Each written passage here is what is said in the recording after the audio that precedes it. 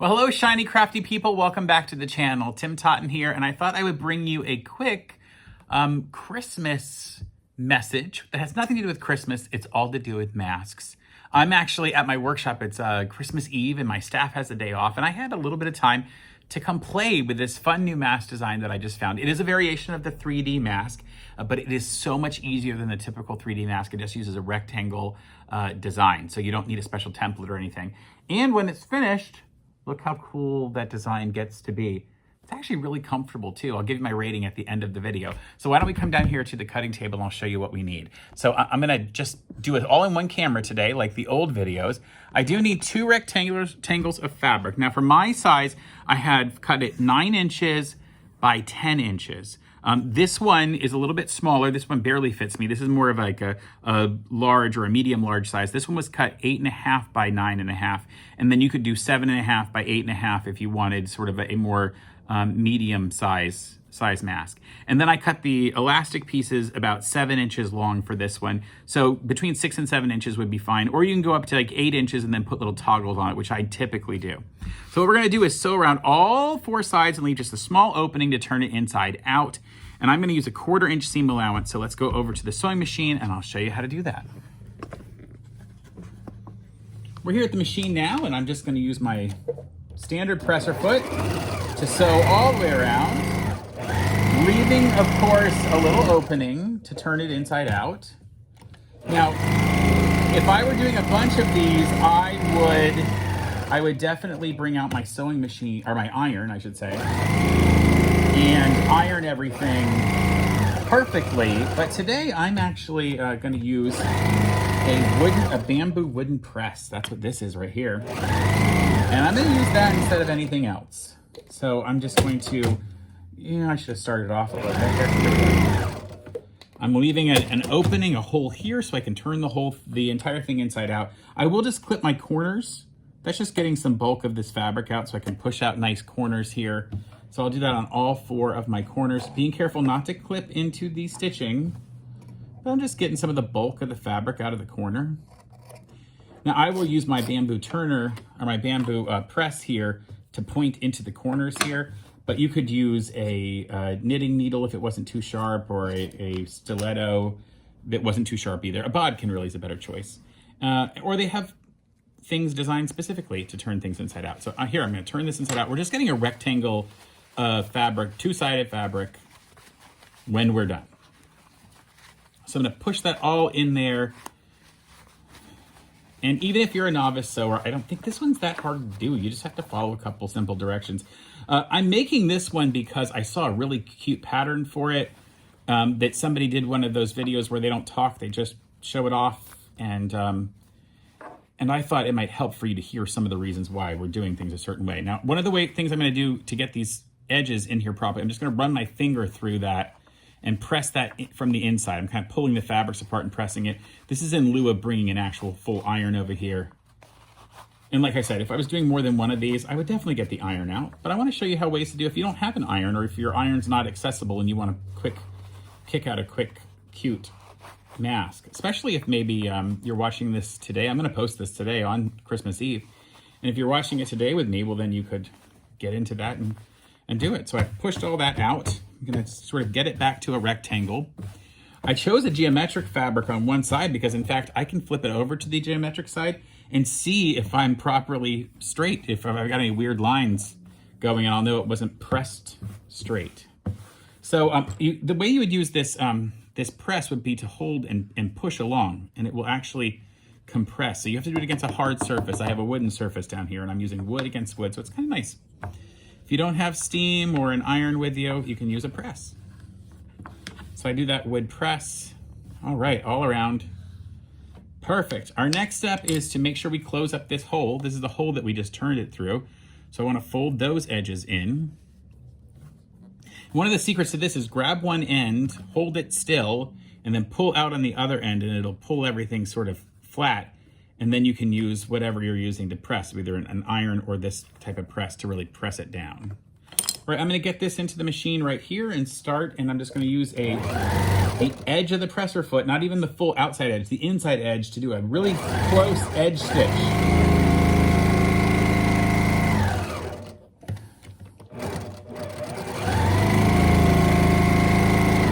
trying to get this whole thing flattened with my sewing machine. And you could skip this step if you wanted and just leave that opening along one of the edges, because we are going to sew back down the edges.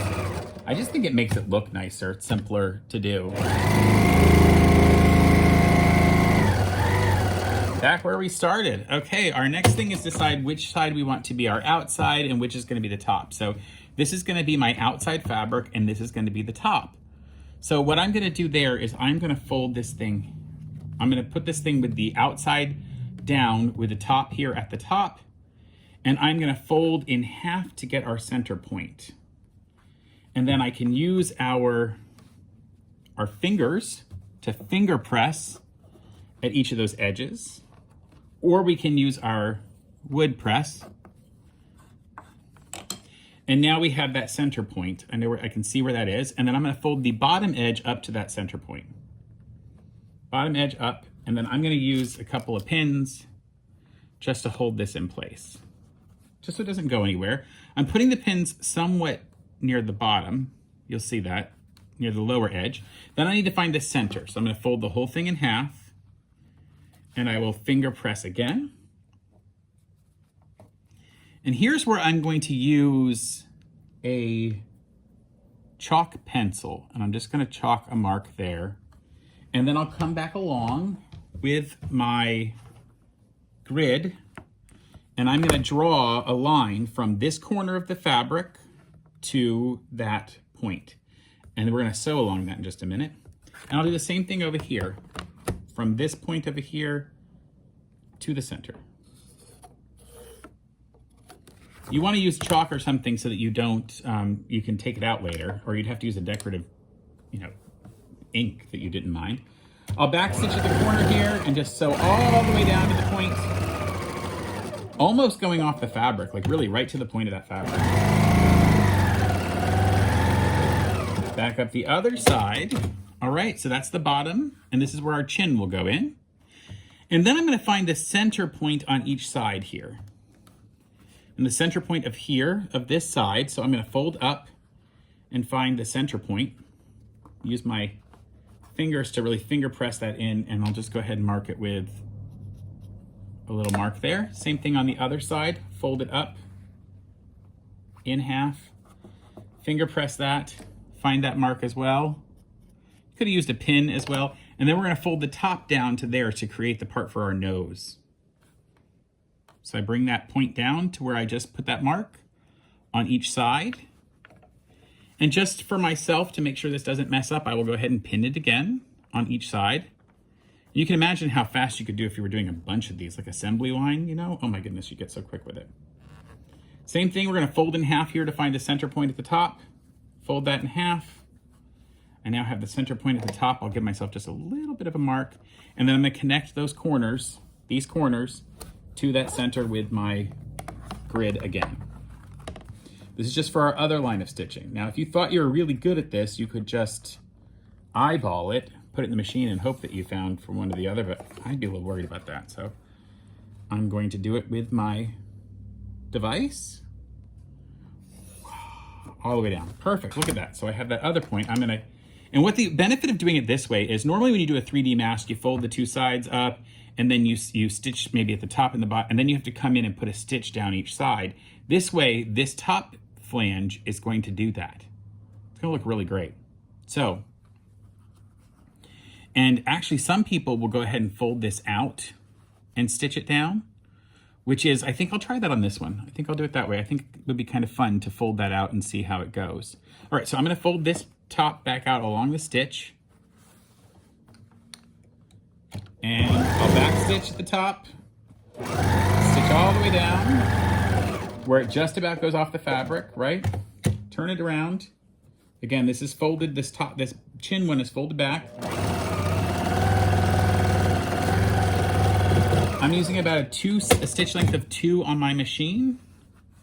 So look at that. I'm going to take out the pins, and we've got this shape on the front. You see that point, and then we've got, bam, the place for my nose and my chin to go in. Last thing we're going to do is I'm going to cut some elastic 7 inches, and I'm going to cut it. 7 7 inches, and it's going to go into my face. And I'm cutting over here. You can't see me, but hopefully you can hear me. I'm cutting. What I need to do is put the elastic in here and down in here. So what I'm going to try to do actually is put it into the smaller one first, because that's the harder one to get into. I'll do it from this side. Put an edge of the elastic in there. And then I'm going to sew down over that line I've already stitched. I will back stitch here at the top, because this is where it's going to be the most vulnerable to rip out. So I back stitch a couple times along the elastic at the top. And I'm going right down that stitch line I already made, and then I'm going to take the other end and tuck it in at the bottom. Some people make a channel so that they can replace these as they go along. I need to get you a little closer so you can see what I'm doing. But I just feel like any of the masks I've given people, they've lost them before it was time to replace elastic. So I'm going to trim that up. Let's come back here and do the other side that we talked about. I'm going to put the elastic here into the smaller hole first, because that's going to be the easier one to do without being in the machine. Back and forth a few times. Keep going over the line I've already stitched. Pop open that bottom part. Get that in there to be trapped inside, and then, just keep going down at the other end. And now I have sewn that together. Let me show you what it looks like on a person. There you are. You may notice a bunch of empty stuff behind me. That's because we are moving stuff around in our workshop to make room for more fabrics. So there we go. That's the interior. And traditional way a 3D mask is worn, of course, is with those folds going up on your nose and your chin. Oh, look, and you get this big piece. I have my kitty cats. I have a cat at home. Her name is Sophia. She's a black cat. I'm going to tell you, I kind of like it this way, although this trough feels a little weird. And I still might have snuck a nose wire in there only because I'm comfortable doing those, but it's actually pretty good. I'm not fogging my glasses up. What I like about this design is you can actually turn it inside out. So I'm going to go ahead and reverse it, really pull those points out so they get reversed. And now we get that design. See how we get that sort of, I like this geometry of it. And then I pull that again over my face. And this one's actually more comfortable this way. Look at that. You know, it's kind of coming up a little high on the edges, but I feel pretty good in there. And I got plenty of room for my mouth. I mean, look how far I can push in before I get to my mouth. It's really holding away from my mouth quite easily. And I kind of like the look of this. It does feel a little bit like a duck bill or a dog snout. All right, so let me rate this particular design. I gotta say, in this configuration, I am actually more likely to fog my glasses up. I'm gonna give this one for ease of creation, because I could probably, if I built a bunch of them, I could do these in probably 4 minutes each. I'm gonna say that this is like an 8 out of 10. That's how easy it was. I mean, there's no real measurement other than the original square. Everything else just goes off of the size of it. I think in terms of comfort, I'm also gonna give it an 8 out of 10. I haven't worn it for any long period of time, so I'll have to revisit it later and give you my comments about that. Design, I think, is really cool looking. I like origami, and I am an expert on the architect Frank Lloyd Wright, so I like really angular designs and really cool constructed things. So I would probably wear it this way more often than the other, because in the other you don't get any of that interior fabric. You just see cats, right? I wear it this way far more often. And I like the nice sharp angles. So I would definitely probably, like I said, this is an 8 out of 10 for me. The Deacon S pattern is still sort of my 10 out of 10. That's the old standby rectangle with all the pleats, with a nose wire and adjustable toggles. That's still the most comfortable. I wear that every day. But this, pretty darn good. This is from a design I saw from a lovely young lady who just did one of those 3-minute sped up, here's some measurements as you just see my hands doing stuff. And I thought it was a fine video, but I thought maybe you might want some explanation for how this worked. So this is a lovely early or Christmas Eve gift for you to show off this fun mask. Until we meet again next time, have a happy holidays and stay crafty. Bye for now.